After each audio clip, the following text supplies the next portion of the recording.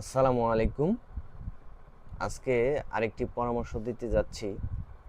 পরামর্শটি হচ্ছে, যারা বৃদ্ধ হয়ে গেছেন, বৃদ্ধ বয়সে বা যুবক অথবা ছোট শিশু, যারা প্রস্রাব করলে দেখা যায় যে প্রস্রাবের একটা শিশির মধ্যে উঠালে দেখা যায় যে প্রস্রাবের তলানি পড়ে চিনির দানার মতো, অথবা সাগুদানার মতো, অথবা চাউলের গুঁড়ার মতো কি যেন একটা নিচে মনে হয় জমা হয়ে আছে, এবং শরীরটা আস্তে আস্তে দুর্বল হতে থাকে, কাবু হতে থাকে, মনোবল থাকে না, শারীরিক বল থাকে না, মানুষের কোলাহল ভালো লাগে না, কোনো কিছুতে মন বসে না, পড়াশোনায় মন বসে না, কোনো কিচ্ছু তাদের ভালো লাগে না।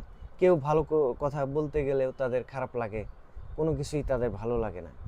এই ধরনের লক্ষণ যদি কারো পান, তাহলে আপনারা অবশ্যই অ্যাসিড ফস মাদার ঔষধটি 5 ফোঁটা করে খানা খাবার পর দিনে 3 বার খাবেন।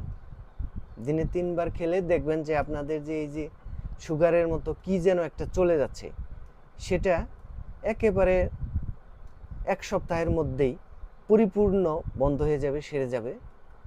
এবং আপনারা এটা একটু দীর্ঘকাল খাবেন, যাতে এই রোগটি থেকে পরিপূর্ণভাবে মুক্ত হতে পারেন ইনশাআল্লাহ। সেভাবে আপনারা একটু দীর্ঘদিন খাবেন, খেলেই দেখবেন যে আপনাদের এই রোগটি পরিপূর্ণ সেরে গেছে। আর সাথে আমি আর একটা বায়োকেমিক ওষুধ বলে থাকি, নেট্রাম ফস। এবং যাদের শরীর বেশি দুর্বল হয়ে গেছে, অবশ্যই কেলিফস ওষুধটি সাথে খেয়ে যাবেন। এই দুটি ওষুধ অবশ্যই 12x শক্তির কিনে আনবেন। 12x শক্তির দিনে 3 বার 5টা করে খাবেন।